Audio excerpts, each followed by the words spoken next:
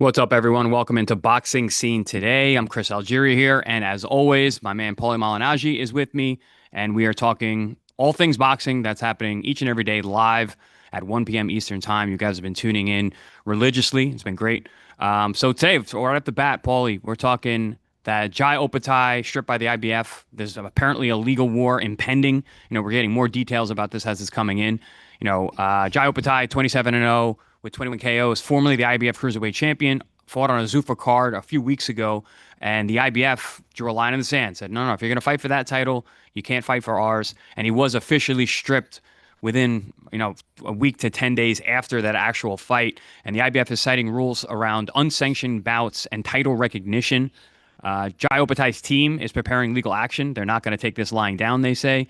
And the title is now vacant, opens up the eliminator potential for the future. Guys like Chris Billiam-Smith is likely to fight the winner of Vidal Riley and Matheus Mastermark for the vacant title.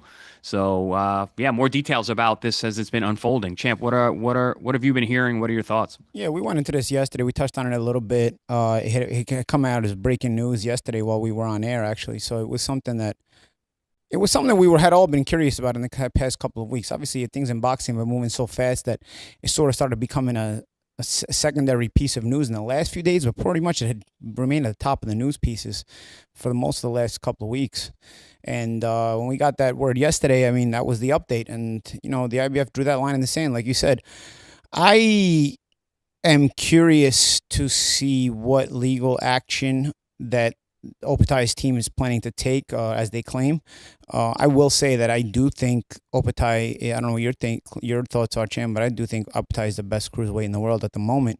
And I think most people would agree with that, would assume that and agree with that. Of course, with respect to Zurdo and Benavidez, who are also very good fighters, I think Opetaia has shown himself to be the crop of the cruiserweight division. But having said that, you signed with this team while they were in the midst of actually publicly, not privately, publicly making waves by speaking publicly and saying that they were going to eliminate the sanctioning bodies, and their long-term goal or their eventual goal or their goal in general was to eliminate the sanctioning bodies and create their Zuffa belt.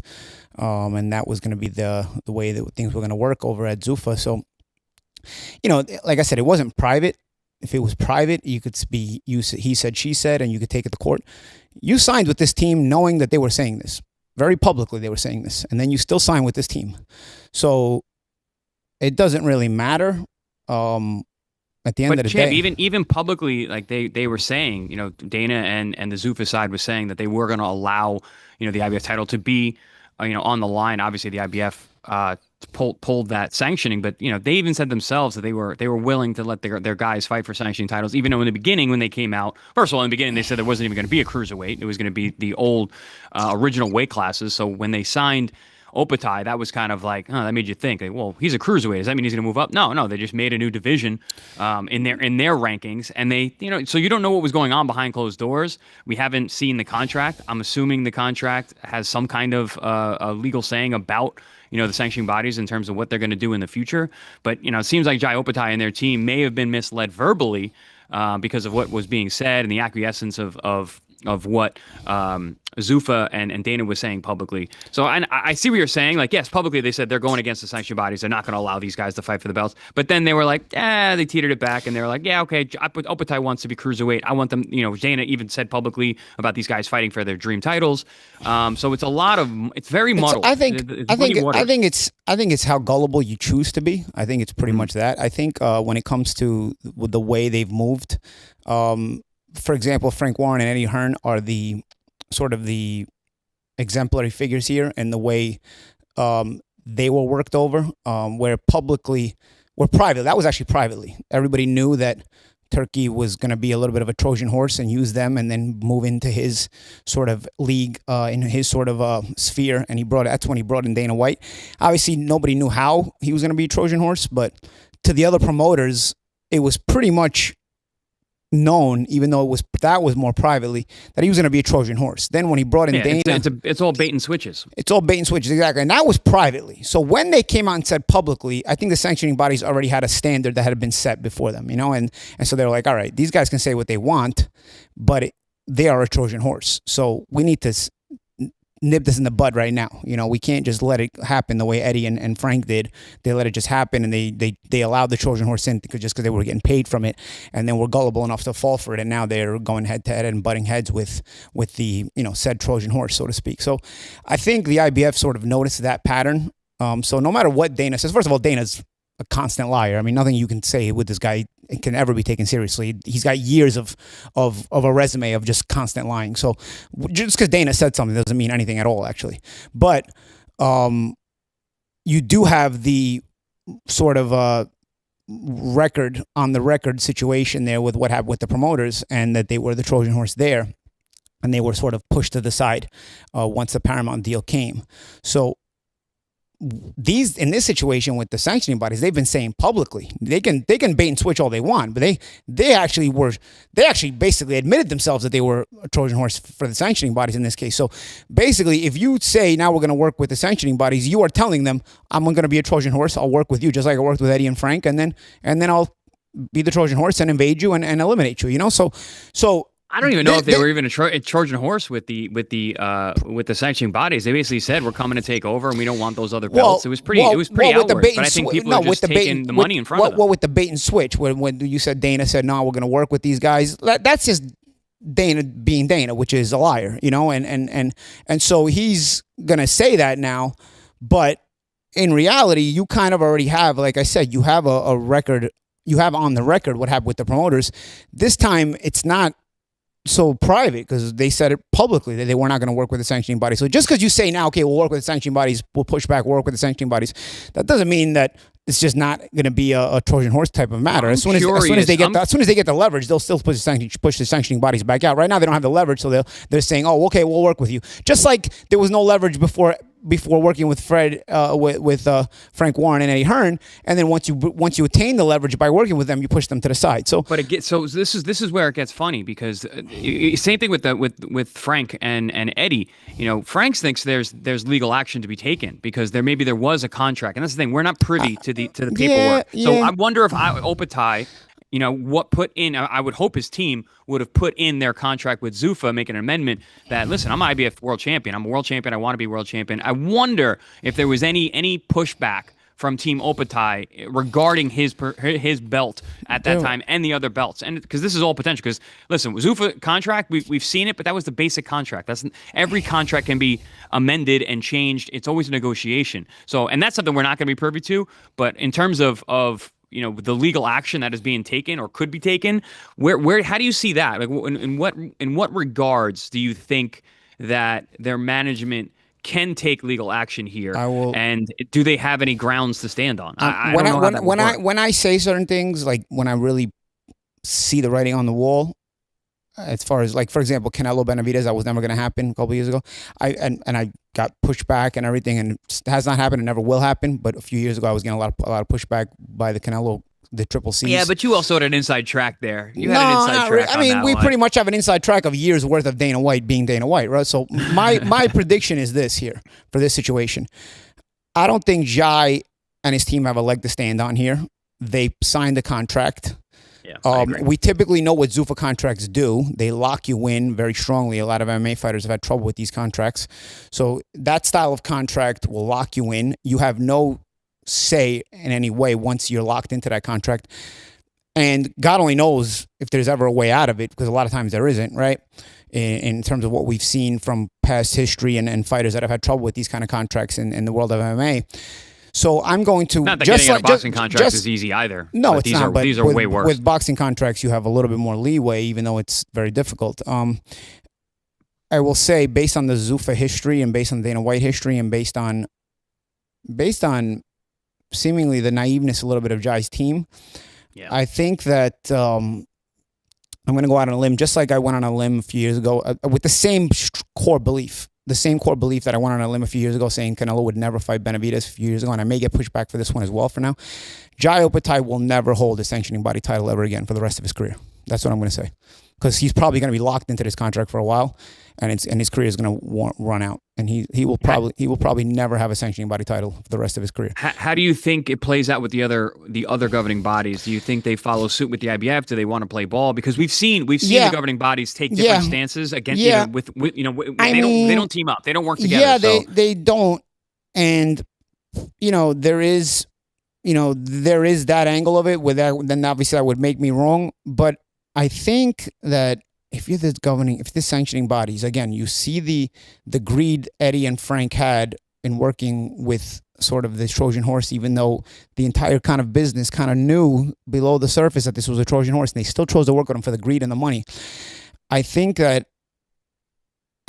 now, and that's why for me, Eddie and Frank have no leg to stand on too with being angry now. I mean, now you got to compete, and that's it. Well, that's also why they haven't taken any legal action, which Frank shows has. Frank has taken legal action. I don't know if he's gone through with it. I think he is. He's feigned it. So now you got to just compete, and that's it. So I think that's the cautionary tale for the sanctioning bodies. I don't think they need to be that greedy to work with these guys, because the sanctioning bodies make plenty of money.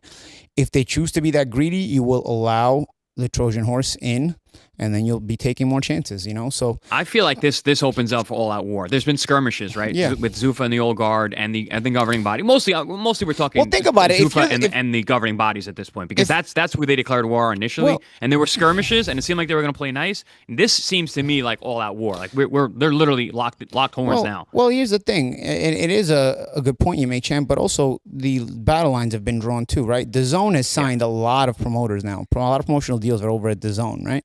So you have a lot of promotional deals over at the Zone. The sanctioning bodies don't have to be greedy and play ball with Zuffa. They can stay on the Zone side, where there are plenty of top fighters plenty of promoters working together now in big fights that will welcome the sanctioning body titles that have always been important in boxing. And you'll just leave Zuffa sort of in a league of their own, literally with a league. I mean, on their own accord. And it would force on an island of themselves. Yeah, island to themselves, and it would force them to basically be what Eddie Hearn had said, where they'll either be catching guys on the tail end who are fading, or guys who are in the beginning who may not be quite as good to jump in. So, but Champ, that also creates another problem. It may. You basically, the irony, you basically become Bellator in boxing. The irony, because Dana was the UFC and Bellator was the sort of the secondary, catching the guys at the tail end or the guys that just weren't quite good enough to get to the UFC, right? So you basically risk, if you're Zuffa and if you don't adjust here, and I don't know what adjustments you make at this point because you've basically outed yourself, you basically risk becoming the Bellator of boxing, which it's not bad. Bellator was a pretty good company, but fine. And the guys make money. It's still secondary. Yeah, exactly. Still make money. You can still make a living, but it's still going to be viewed as secondary, a secondary league in comparison to the elite of boxing. I'm wondering, because this creates another problem. I'm wondering, and this problem is going to be rare at first because they don't have the big signings. Jai Opetaia is the first, and getting a current world champion in a weight class like I agree with you. He is the guy to beat at cruiserweight until we see David Benavidez, if he's able to beat Zurdo, but even then, I think Jai is the guy. But what happens when Jai now isn't happy where he's at, and he is stuck on this island like we're talking about? And if things are going the way that it seems like they're going, and it seems like what you're saying is what you think is going to happen, you get a guy like Jai who's now on an island all of himself, and he's fighting second tier guys because the top of the line, top flight guys that are battling for the titles outside of the island. What happens when Jai starts speaking up and wants out himself? Understand, contracts are hard, but if you're tip of the spear, which is what we called Jai from the beginning, starts speaking out against this, like, hey man, I want to fight for titles, I want out of here. That's not gonna be a good look for Zuffa. It's not, but we've already kind of gone over this with Jai. He's sort of in a small pond, a big fish in a small pond. The cruiserweight division doesn't really bring that much importance at the end of the day, and we've sort of. And I don't know for sure because we don't know, but we've sort of seen that he's probably going to have trouble at heavyweight, stylistically. Yeah, I agree. Glanton's physicality wise.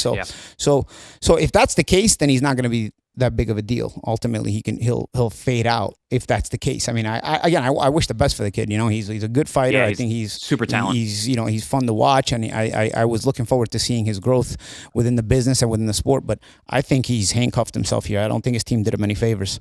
But there's a lot of and only because, like I said, the cruiserweight division is also a weight class that doesn't have a big upside at the end of the day. So you're gonna end up moving to heavyweight, and Jai doesn't seem like the cruiserweight that translates to heavyweight. It could. Again, that's just could be wrong. That's just basically. Well, we spoke about that. We spoke about that yeah. with Breadman a few weeks ago. Yeah. That same point, because we noticed some things in that fight with Brandon Glanton.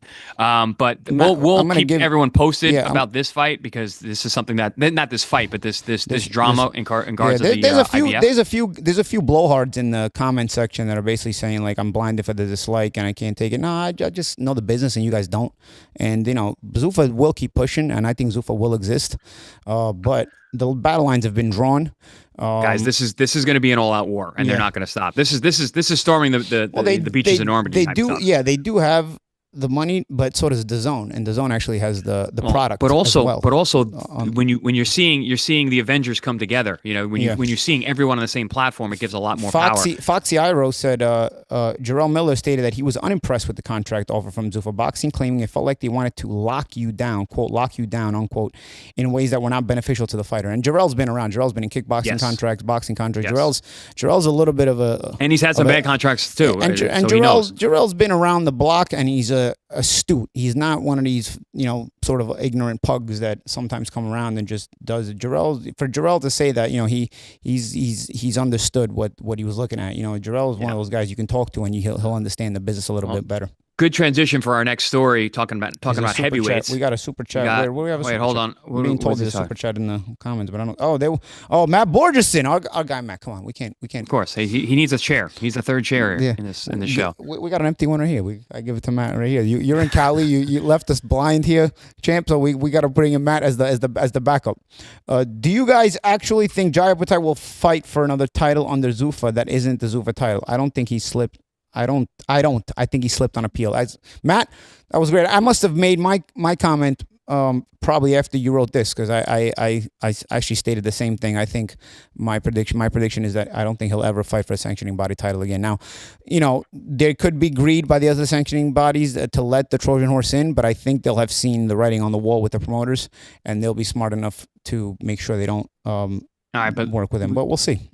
Let's move on to the next topic. We got speaking of heavyweights, we got Moses Itauma versus Jermaine Franklin, March 28th, 2026 in Manchester. Moses Itauma is a guy that everyone's looking at as the future of the heavyweight division. Jermaine Franklin is a guy who's super durable. He's been in with the likes of Dillian White. He's been in with Anthony Joshua. Went the distance with both those guys. Has never been stopped. Is a pretty good fighter. I've called him before. I actually called the fight when he fought Anthony Joshua. He's got fast hands. He's super durable. He's a scrappy guy. This is a real test for Moses, and I think we're going to learn a lot about the kid in this kind of fight.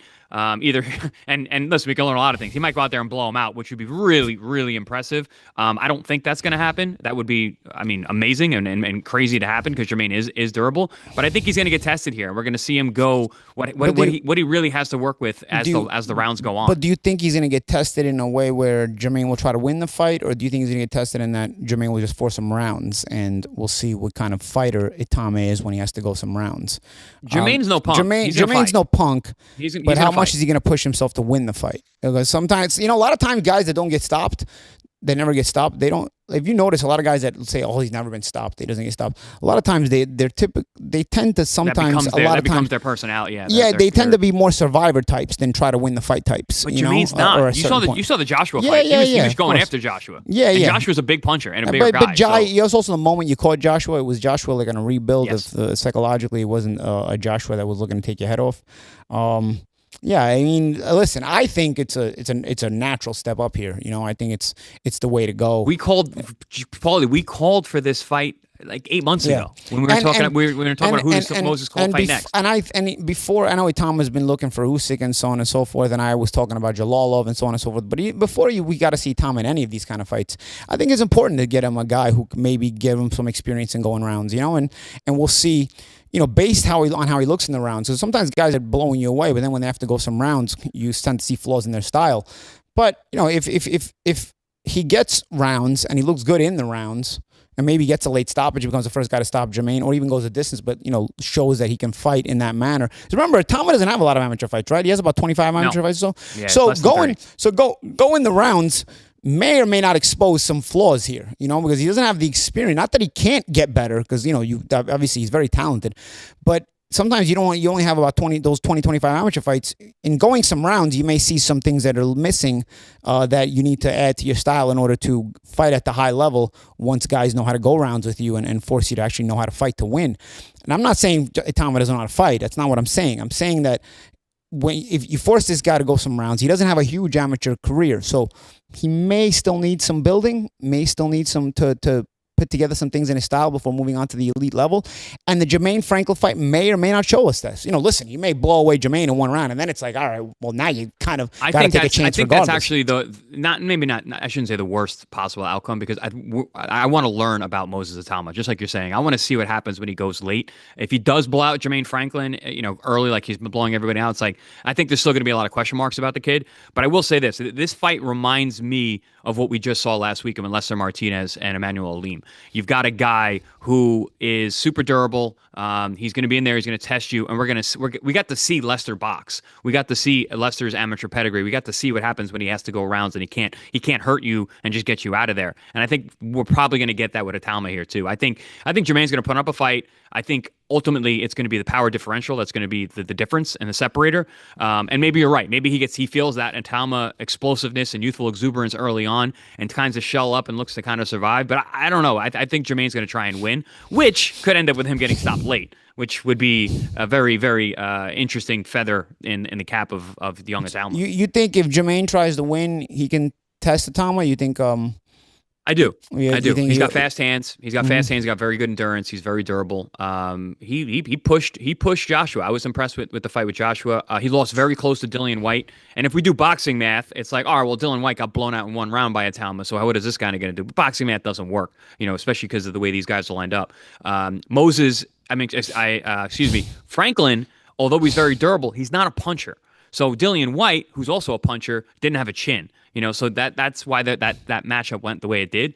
And also, it was past his prime, White too. Yeah, when I say he doesn't have a chin, I'm saying he doesn't have a chin White had anymore. been in a lot of good fights, very but good. Probably a little bit shop worn, The White fight was to test how Itauma would deal with a puncher, because Dillian White can really punch, especially with that left hand. This fight is a test to see what he does with someone who's got durability on their side. So I think it's a perfect test. It's a perfect move. I think he's a Frank Warren guy, right? Frank is moving Itauma, him brilliantly. Yeah, Itauma is a Frank Warren guy. Yep. Yeah, he knows what he has there. Frank is trying to corner a little bit of a heavyweight market here, right? Because he says Fury, right? He still has Fury, or no? Fury, he's got Dubois, no? He's got Dubois. Yeah, so Wardley, obviously, right? So I think he's trying to corner a little bit of heavyweight market. He's got a real heavyweight stable. That's what I'm saying. Like, that's why Frank's not messing around himself. I think, he's got guns to point as well, and for his legitimacy in this business. And I know that's not one of the topics today, but that Wardley Dubois fight, man. Oof. Yeah, that's what I'm saying. And that's a Warren fight too. Warren. Yeah, it's a double Warren. Warren is a little bit like a Don King light here. Remember when Don had all the heavyweights? I mean, yeah. A lot of people don't remember because it was like the 80s. But Don had had all the heavyweights, and he was making a lot of fights. Frank Warren, man, he knows what he's doing. He's been around a long time. Still got it. Yeah, he's still got it. He's funny. He moves in silence, and then he creeps back up, and he's got all these heavyweights. Mm-hmm. And he's got his son. His son's running the show probably more directly, right? I think, yeah. But still, I mean, it's still the same. It's still the same. Frank Warren's still Frank Warren, though. Yeah. He's a legend. What we got in chaps? People talking about most of the time. Tell you, most of the time, the Sporting Kiwi says Itauma initially wanted to break Mike Tyson's record of being the youngest heavyweight champion. What changed? I think the difference with Mike and Itauma is that Mike ended up fighting some journeymen that knew how to go to distance, like James Quick Tillis, for example, was really specialized in going to distance. So I think Itauma has to fight the Jermaine Franklins of the world. But Mike also had a big amateur background. Mike fought world-class amateurs. Yeah, Mike was in the Olympic trials. People forget about that. Yeah. Yes, he was in the Olympic trials. He lost to Henry Tillman twice. So, he's a But I think it's important. I think it's important to get that. That possibly that possible distance fight to see what you can do. Mike going 10 rounds with certain fighters was important, I think, prior to fighting for the heavyweight title, even though then he won the heavyweight title with a knockout. But I think it's important to see him get the knockouts, build up, obviously, the profile with the knockouts, but also be able to go to distance. Because once you're in that elite level, you're fighting tough fighters, man. And then now it's not just about, you're going to knock them out or win decisions. Now it's about, are you going to win the fight? Because those guys are good enough to beat you, And they're coming to win. It's not like Yeah. just a journeyman who's there to test you and get you Oh, get you Donnie seen nine and five trying six to win. said Frank Warren picked up Big Baby Anderson, Jared Anderson. So he Jared Anderson. So that's interesting. So he picks up an American. He's got an American heavyweight. That's what I'm saying. That's what I've been telling you. Like in with Tony Sirico in the Mark Gotti movie when they announced him not guilty. That's what I've been telling you. With Frank Warren, that's what I've been telling you. He's trying to corner the heavyweight market. Have you seen Jared Anderson on social medias and training? He looks good. He's in shape. No, Jared can fight. I just don't know. The mental capacity with Jared was always the question mark. Part of that mental was getting in shape though, because he wasn't getting through camps, and he was. I called his last 2 fights, and he came in. Part of that mental is can he be in a tough fight? He's not fit. Yeah. Can he be in a tough fight though? Fit and in shape or not, mentally you still gonna have to deal with the discomfort of being in tough fights sometimes, and that's tons my of talent question. though. Tons of talent. Course. Tons of talent. I'm wondering what Frank can see in him if he can kind of revitalize him, because I dealt with Jared Anderson and his team. Shout out to Prentice Brewer, who was working with him for a bunch of years, and he was really unhappy with his deal with Top Rank at the time, and that got into his head in terms of his psychology. He just wasn't getting up for the fight. So I wonder if this kind of new outfit working with a guy like Frank will revitalize him. I mean, I would like to, because it's one, we need good American heavyweights. We don't have any. Well, the silence. We got Ricardo Torres and him. The silent sniper. No, Ricardo Torres was the welterweight. I'm sorry, Richard Torres. The silent sniper has a thought on Jared Anderson. Easy to eat, hard to train. Jared Anderson.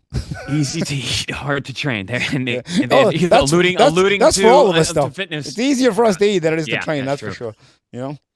No question about that. But we have 420. Weed Gonzalez says Big Baby will probably make better money in the UK anyways, possibly heavyweights. Yeah, I agree. I think what he's. Yeah, absolutely. And there's bigger fights there, and the way Frank knows how to move guys, especially heavyweights. I feel like they keep their stable small, but they're very smart in the way they operate. Do you hear about this, champ? We have an update with our girl Isis Seo, the poor 19-year-old girl who got knocked out brutally, and she was in a medically induced coma for the past couple days. The fight was on Saturday night. It fought on Pro Box TV under the Lester Martinez Emmanuel Alim fight. She was in a medically induced coma for a few days, but now she is up. She has regained consciousness. She has been speaking to her family and breathing on her own, because I believe she was on a breathing system, a ventilator, for a bit there. So positive signs are coming, and it's a great news to hear. Yeah, man, it's really positive, and we spoke about it at length yesterday. It's a relief. I'm going to say right now, bro. Now I could say, she shouldn't be fighting ever again. Not just because she was knocked out, which obviously is the main priority why she shouldn't be fighting again. She also can't fight. So, honestly, it's this. You don't play boxing. You don't. Well, she's not going to be able to fight again. You would hope so, right? I mean, some of these lower tier states will sanction you sometimes. You got to be careful, I hope not. I don't know. I think there's been enough news about this. I mean, who would ever try to put this poor girl on a card, whether she wants to or not? I don't think. It's been way too much news around this, way too much coverage. I don't think anybody would touch her with a 10-foot pole at this point, and they shouldn't. It'd be for her own good. Yeah. Because you want. She's 19 years old. Still got a long life ahead of her, hopefully, and so you don't want to see her put that at risk over something. As at the end of the day, it's not really that much money anyway at that level of boxing. Matt Borgerson, I got to tell you. He says Big Baby doesn't believe it himself. Have you seen his comments on YouTube channel? Jared Anderson doesn't believe it himself that he's confident. I don't know. I don't know. I have not seen his YouTube channel. I'm not privy to that. So that's interesting. But guys, we're gonna toss to a break real quick. Don't go anywhere. We will be back. Our man Tris Dixon is joining us for the next portion of Top Stories. See you guys in a minute. Saturday, March 28th, Pro Box TV's Contender Series is bringing a storm of flying leather to Thunder Studios in Long Beach. Career fortunes will be on the line in the main event as Mexican super bantamweight warrior Brian Acosta collides with two-time world title challenger Ronnie Rios in a crossroads battle. Then in the co-main event, Rene Tellez Giron will go 10 rounds or less with 20-2 Mayhem Maliak Montgomery.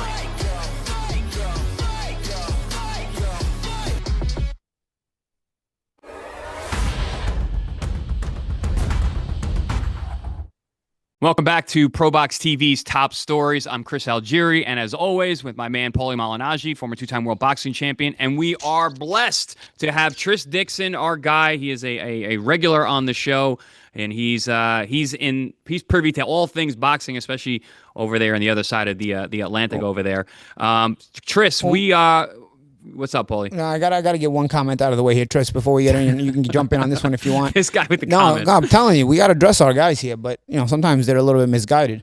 Why isn't Chris and Paulie holding ProBox more accountable for even getting the girl in the ring in the first place? All right, guys, this was a paid fight. MVP just signed Jocelyn Camarillo. They paid to get her on the card. They paid for that fight. They did. We had nothing. We showcased it. It was on our show. We're not the commission. The commission's typically pretty good. ISIS is 1-2.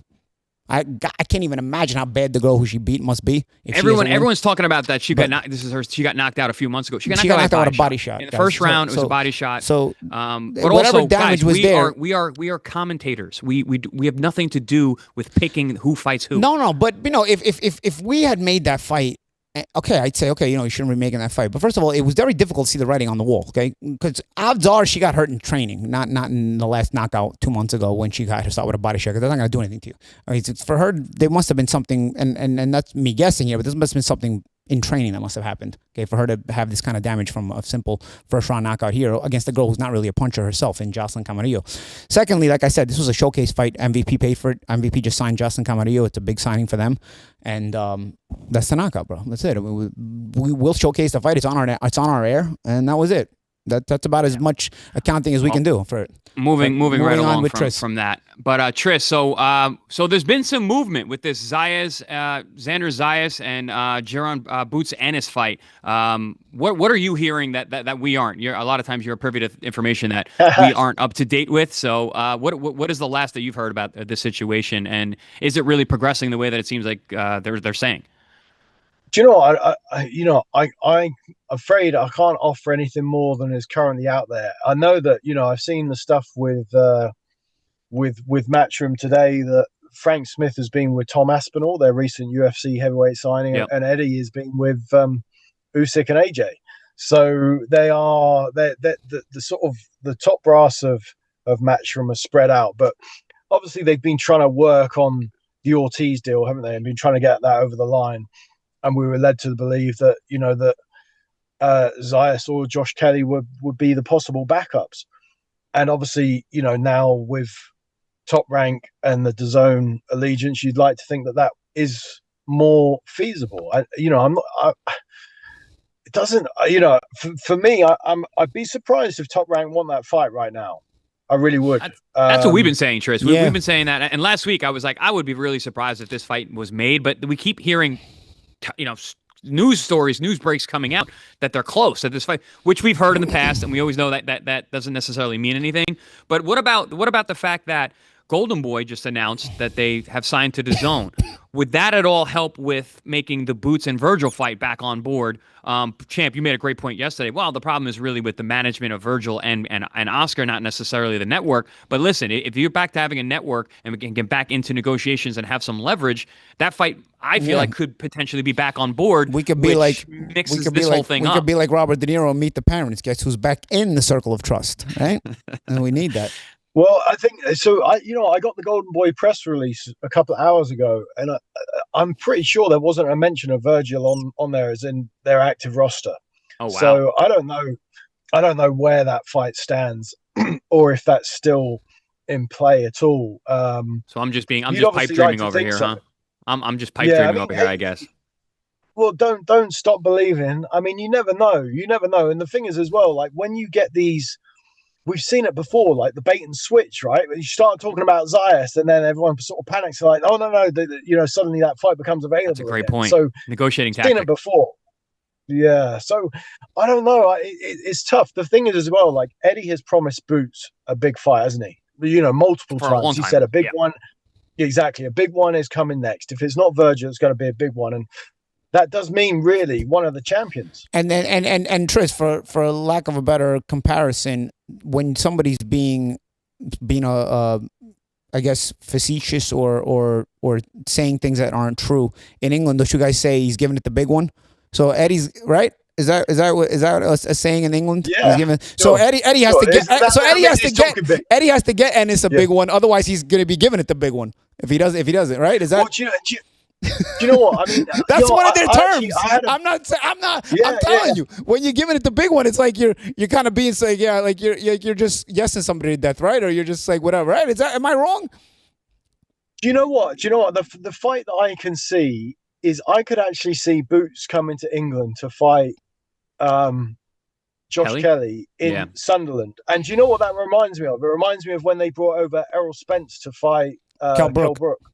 Yeah. But that was a mandatory situation. That was a mandatory situation. Sure. But both these guys are with Matchroom, and true.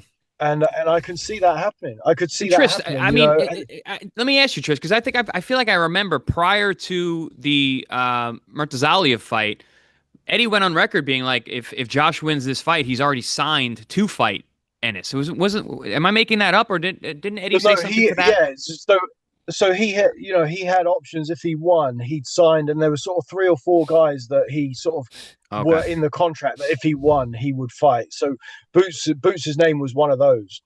So I mean, the thing is, you'd like to, but I wonder, like, is there a name that we're not thinking about when you think of Zayas, when you think of Virgil, when you think of Josh Kelly? Is there a wild card in there that's a big name with or without a title? And I'm struggling, right? I'm struggling. That's the thing about. I don't think there's any big names, but there's plenty of talented guys. You got Katsurakis, you got Brandon Adams. Those are dangerous guys. 154 is a very good weight class. We've been saying it doesn't have a lot of star power, but super good fighters. I mean, they're one of the best weight classes, if not the best weight class in the sport. Even the winner of our April 10th show, Veron and Raul Garcia, I think puts himself in a really good position because both of those guys have been streaking very well lately, and a win over whoever wins over the other puts himself in an even better position. I mean, I think there's actually. I can see Veron getting if Veron wins this Raul Garcia fight coming up, I could see him right in a title fight. And Raul can fight too. Raul can fight. I just think profile wise, he's going to be a rung below Veron because of his he lost to Vladimir Hernandez. He beat Moreno, right? Yeah, but he's got the new trainer, Tevin's trainer he's looking really good. Training in Jersey. Yeah, man, it's that's a good fight, bro. That's a good fight, and the winner really puts himself in another good position too. But it keeps the same problem at 154. A lot of elite fighters, not enough star power.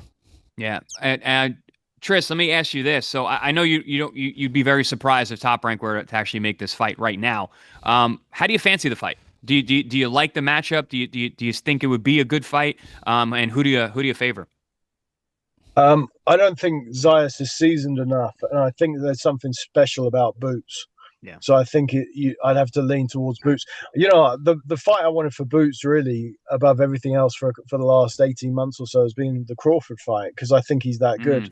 Like I'm a fully paid up member to the Boots fan club based on potential and your numbers are big. The Boots fan club is very big. I see it in the gyms all the time.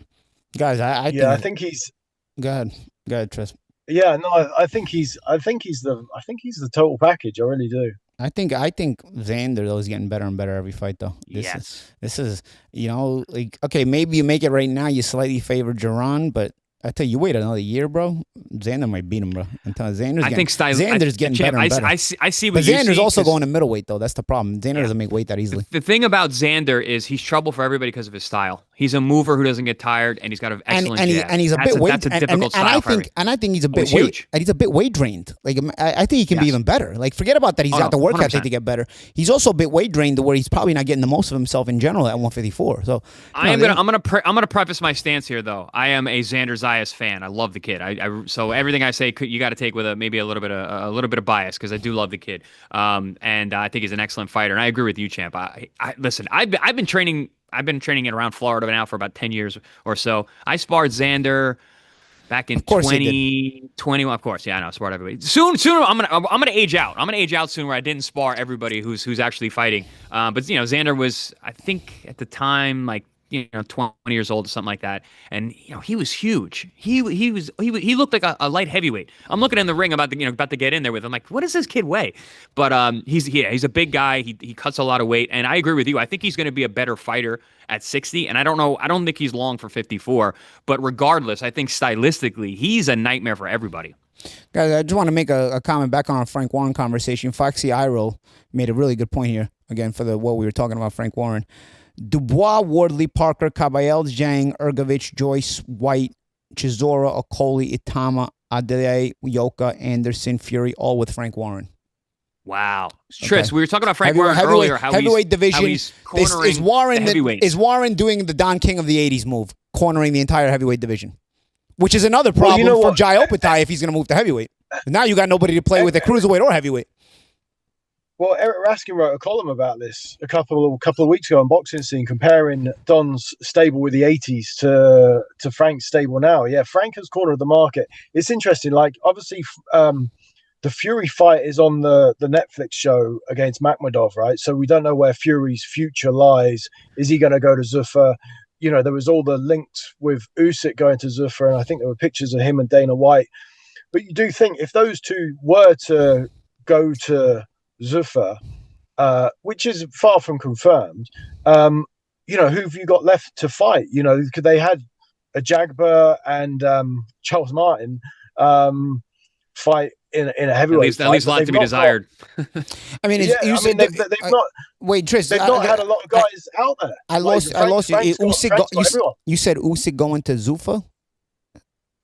Yeah, I mean, there was like some sort of speculation. The only way that would happen is if it's like one of these huge one-fight deals, like a Conor Benn deal. That would happen, but that wouldn't make him part of the long-term approach.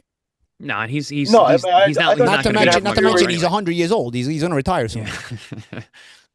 I don't think Fury or Usyk are long-term signings, right? They both talked about. I mean, Fury more so has talked about fighting. And isn't Fury with Frank? But you can't. It's a strange one, isn't it? I think Frank was at the press conference, but then everything else has happened subsequently. So I don't know I honestly don't know what the situation is.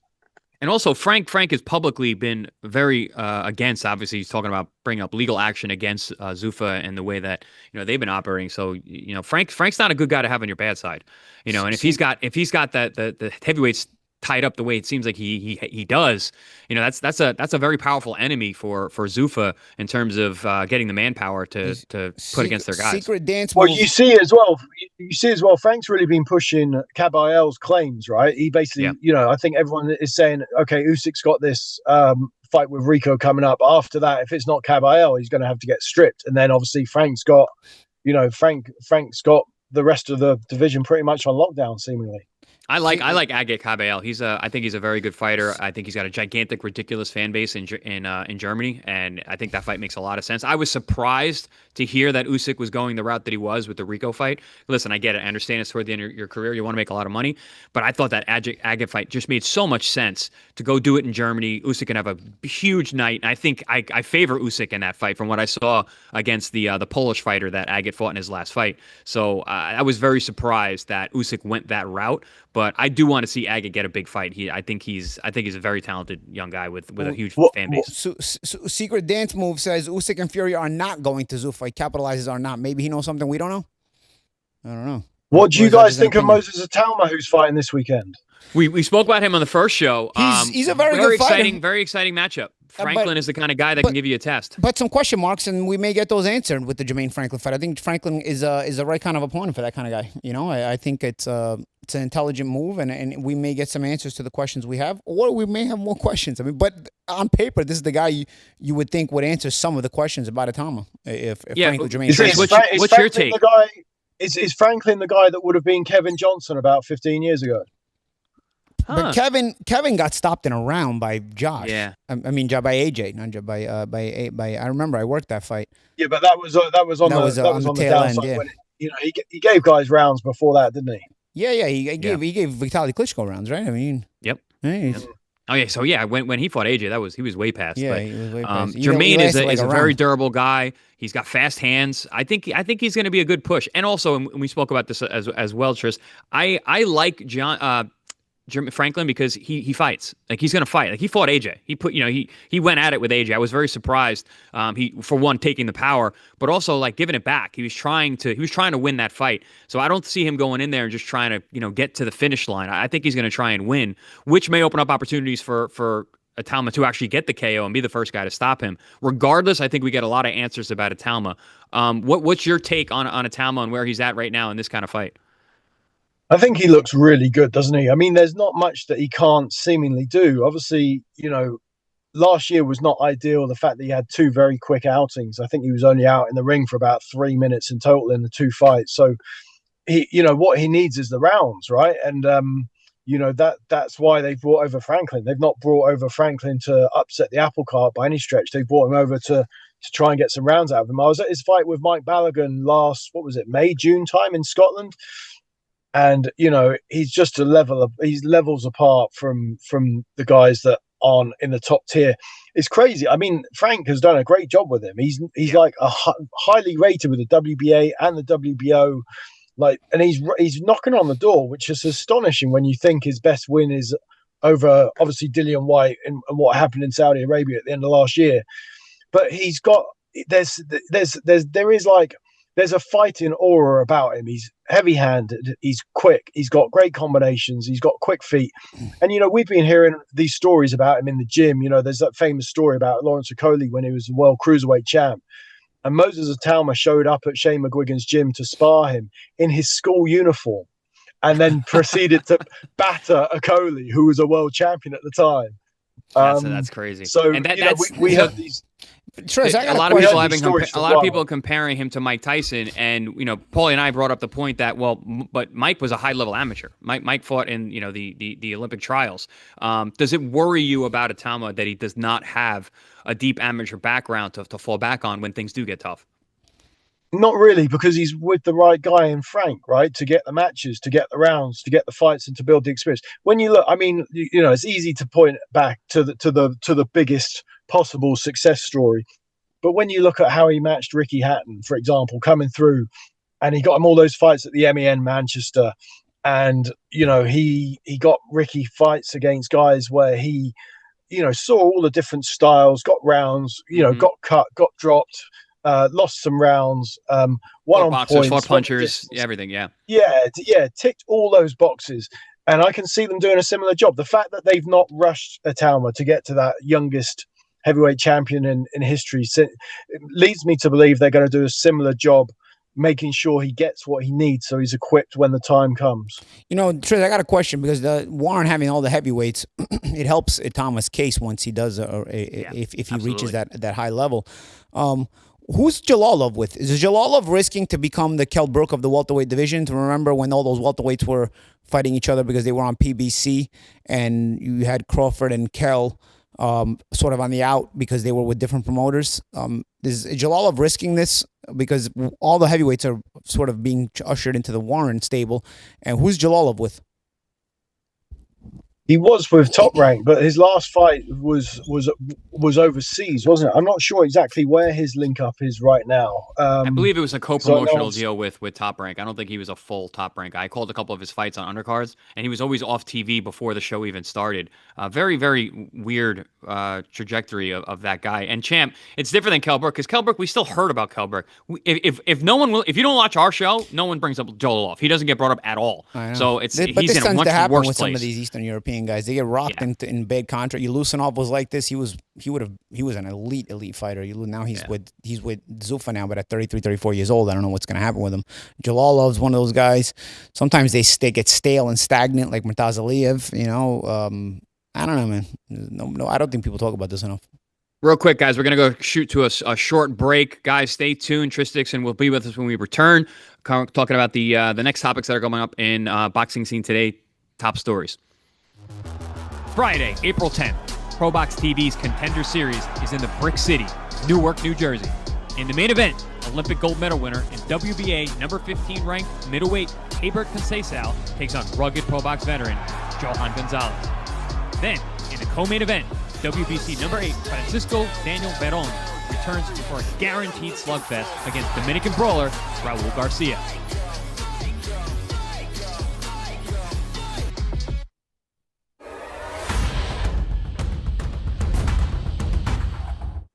And we're back. Pro Box TV top stories. Up next, we got former foe of the man Paulie Malignaggi here. Adrien Broner is rumored to have signed with Misfits, talking about a deal to possibly fight Tony Ferguson, former UFC champion. Really? What are our thoughts here? All right. Let's let Tris go first. You can marinate. Tris, what are your thoughts? Come on, bro. You got to let me get My- the winner. yeah, my No, thoughts- you gotta my thoughts are, marinate. I want to hear what Paulie's got to say. That's all. Come on. Come on, bro. No, I mean, listen, I love AB, but that's a rematch that could have happened. I think the reason it hasn't been chased is because I think people don't trust AB showing up in shape or making weight, so people are scared to invest in him. And then, he shows up to fight night and he's not in shape, he's not on weight, and the whole fight implodes after you spent money. Or he doesn't make it to fight night. That's a problem too. But if Misfits have this kind of belief in him, if Adrian's turned the corner, they gotta make the rematch with me. I mean, dude, I know it's not as big as it would have been in 2013. There was a world title on the line, but I think there's always a curiosity. Listen, I'm cool with AB, but I think that's certainly a fight that people would want to see. I mean, more so than Tony Ferguson. That's a bare knuckle fight, Paulie, right? No, come on, no. I wouldn't. Yeah, you got to put gloves on for that one. Yeah, you got to put gloves on for that one. I wouldn't want to fight AB with bare knuckles. I don't know. I feel like he's been through enough. Like let's do it with the gloves on. It's and you don't want to rematch in a different sport, regardless. And sometimes with the boxing gloves, it's going to be a bit more intense anyway. Just there's more blood with bare knuckles. We don't need that. I mean, I'll do the bare knuckles, but not with AB. Let me ask Chris this, because you might be biased, but Chris, how good could Broner have been if he kept on the straight and narrow and kept on the trajectory he was on when he was like the WBA champ at 140? I mean, it's hard to say because, listen, the physical gifts were there. The talent was there. The way he was built up. I remember when he was coming up to the ranks fighting a lot of, the known journeymen of the time, because, he had a great team building his career. And I think when he stayed in the lighter weight classes, he really was a phenom. At 30, I think over 35, he's a short guy. He doesn't have long arms. When he was at 40 and 47, he just did not fit in that weight class. He basically ate himself out of the weight classes where he was really, really extra talented. But I think 30, 35, maybe 40 would have been where he maxed out. But I think he was a phenomenal specimen, no question. I don't think it's bias. I had studied him pretty well when I was fighting him, and he had still been on a high rising trajectory when I fought him, and I was studying him pretty well. I was at the Ponce de Leon fight. Adrien always had a penchant for when he got confused and when things weren't going his way, he would put his hands in his pocket and not throw punches. Yeah.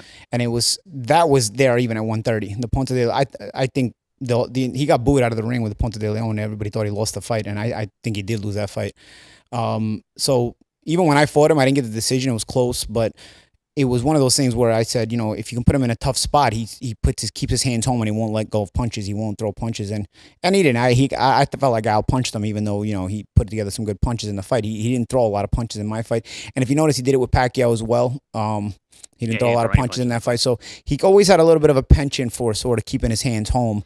Yeah, but that's what I mean. But the lighter weight classes, he hit hard enough because he was so explosive. He was very, very fast. He was good. No, world class, world class for sure. He dropped Sean Porter at 147 with a left hook. Like that was wild. And still world class. I just don't know if I thought it was unfair that he was getting the Mayweather comparisons. I don't know that he would have been Mayweather, but he was certainly. I think he could have lasted a little longer had he stayed at 30 and 35. Made some fun fights. Do you guys remember where you were the night he fought Maidana?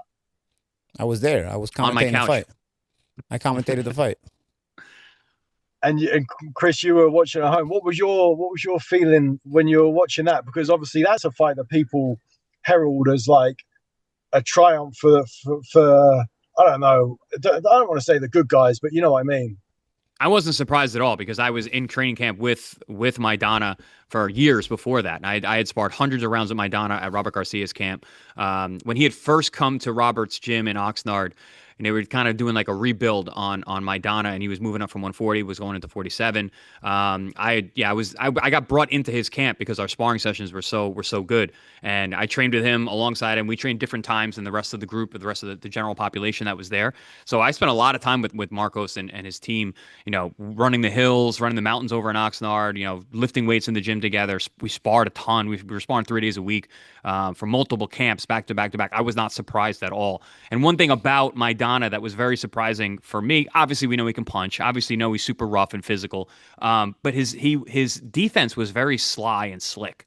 He was able to make these weird moves, so it made it hard to land really clean shots on him. So a lot of times you see, like, look, oh, he's got such a great chin. Nah, he had these little rubbernecks and slips and slides and where he would get his hand position. All world-class fighters, defense is premier. I'm not saying he's a defensive wizard or a genius by any means, but I think that was something that was really overlooked. So when that fight was being made, I was like, this is going to be a real tough fight for Broner, and he does hit brutally hard. One of the hardest punchers I've ever sparred with big gloves on. So I was not surprised one bit. Because as much as I'm saying, nice things about Broner, champ, your point about not throwing punches, and I think at 140 or in 47 where he fought, I think they fought at 40, right? Was it 40 or 47? They fought at 47. At 47, yeah. At 47, I just did not think Broner fit in that weight class at all, and Maidana was humongous for 47. Sparring with him, he was in the 70s when I was sparring with him. He was so big. So him at 47. I wasn't surprised one bit. Freemark913 says Broner would still beat me now, and he said I didn't want to spar a 170-pound amateur in Fight Factory. Buddy, in Fight Factory, I was beating the living shit out of the entire gym. All right, I likely beat the shit out of you too, whoever you are. Freemark913. I was still at that level. Fight Factory was a gym in Sheepshead Bay. I actually trained there, part of my Zinchenko training camp in Brooklyn. It was I trained in LA, then Sheepshead Bay, then Italy, and then went to Ukraine. Freemark must have caught a beating from me at some point in that gym and still holds a grudge. I feel like there's some local guy in New York who likes to poke at you. I wonder if it's the same guy. No, I don't know. I mean, he's only got a couple of comments here, but either way, I think. How about this? So he's fighting Tony Ferguson. So he's an MMA guy. He has a couple wins in Misfits. Did Tony lose recently in Misfits, or did he win? He was recently in a fight. No, he knocked out a very popular kid who was actually pretty good, a Filipino kid. I forgot what his name is. Right, there was something I had heard with Ferguson recently in Misfits. Like, that's kind of a tough matchup to bring Broner way out. Like, Broner just lost to Blair the Flair or something like that. What was that kid's name? Yeah, that was a while ago. I think he had two. What, he's gonna get better from then? I mean, I think you should have an entry fight on a soft touch, and before you even put him in with a Ferguson, if Ferguson's coming off wins, I don't know, bro. I think Ferguson's not a bad boxer, man. That's what I'm saying. It's impressive. It's tough. Again, you're seeing Broner just coming off the Blair fight. Salt Poppy, that was the guy he beat, the Misfits fighter who was, and Salt Poppy was looking actually pretty good. Was he? He was. He was beating the hell out of everybody. And then Tony knocked him out. So you're gonna put Broner with that guy. You're gonna put Broner with that guy. First fight in years, and he hadn't come. I don't know. Whatever. Tony's also really big. Tony, I think, would he fight at? That's what I'm saying. We're talking about Broner being small. I don't know, bro. I don't know. The guy. I just. Here's the thing, man. Broner still could be marketable. You can still build him. He doesn't need to be as an opponent at Misfits. He could actually be built into something. And I forget about the bias that I have. You could build the rematch with me and him. You could just build him in general, I think, because he has that name recognition instead of using him as, what it seems here, like fodder. Maybe they don't trust that he's going to get in shape. Maybe they have the same, fears that other promoters have had in not locking in Broner for other fights that he might not show up. I guess at 154, maybe they'll feel like, even if he's overweight, he'll still show up on weight. But that's heavy for Broner, right? I don't think it'll be even at 54. I don't think Tony gets down to 55 at this point. I don't know. I feel like what are you gonna make Broner fight at middleweight? Come on, bro. Come on. I don't know.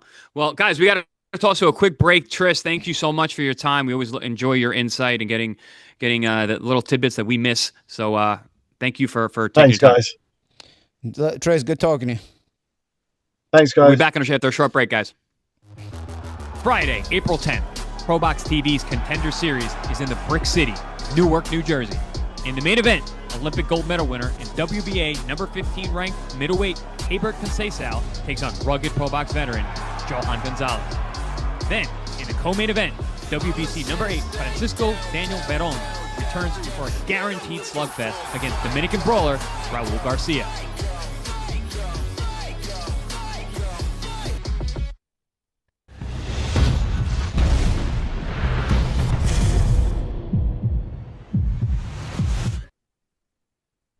What's up, everyone? Welcome back to ProBox TV.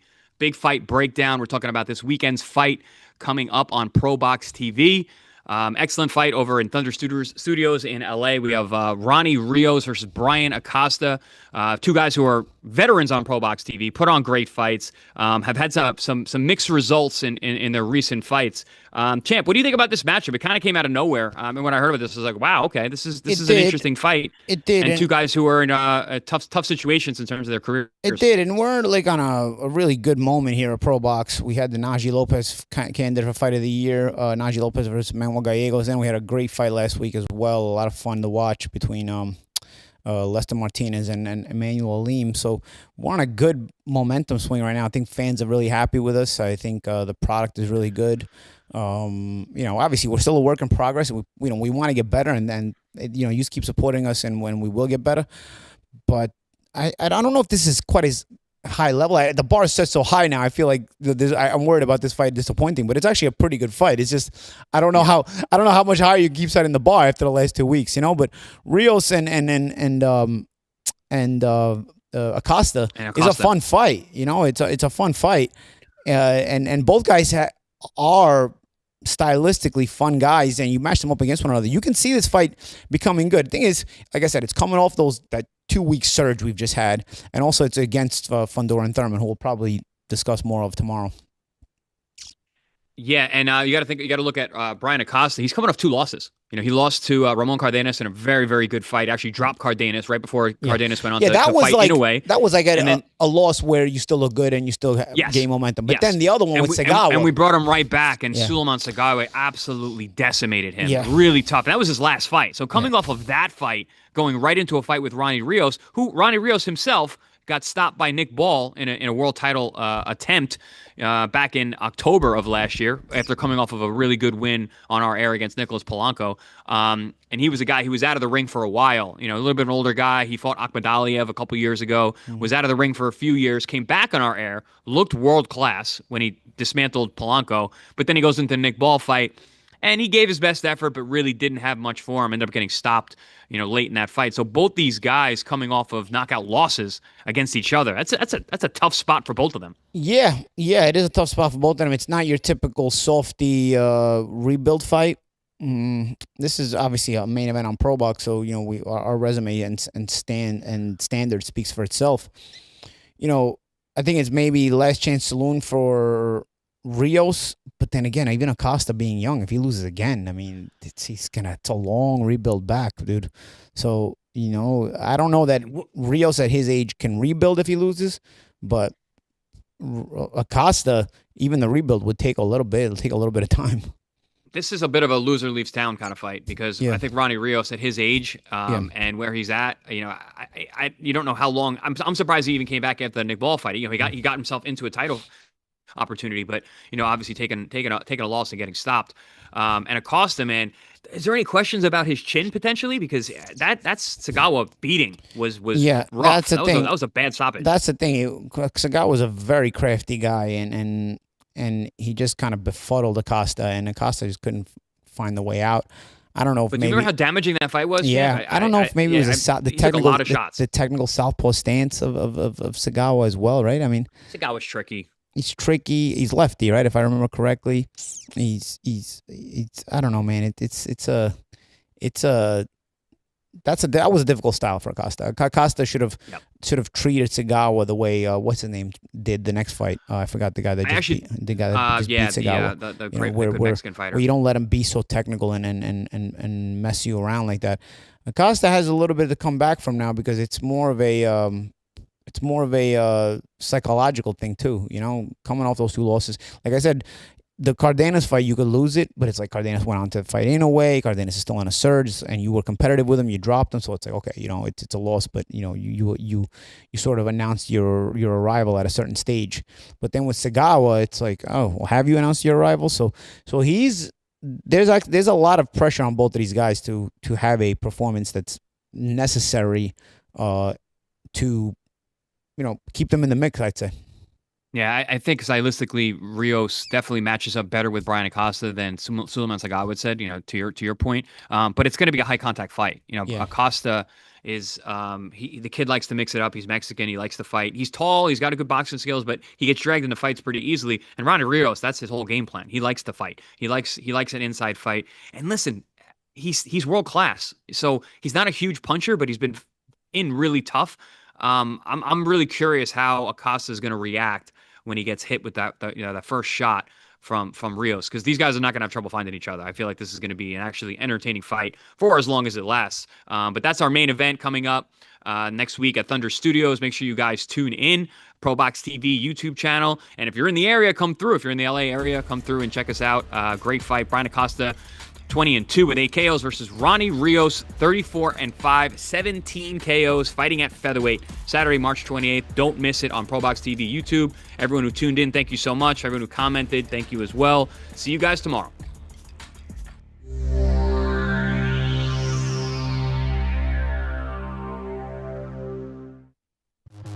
Saturday, March 28th, ProBox TV's Contender Series is bringing a storm of flying leather to Thunder Studios in Long Beach. Career fortunes will be on the line in the main event as Mexican super bantamweight warrior Brian Acosta collides with two-time world title challenger Ronnie Rios in a crossroads battle. Then in the co-main event, Rene Tellez Giron will go 10 rounds or less with 20-2 Mayhem Maliak Montgomery.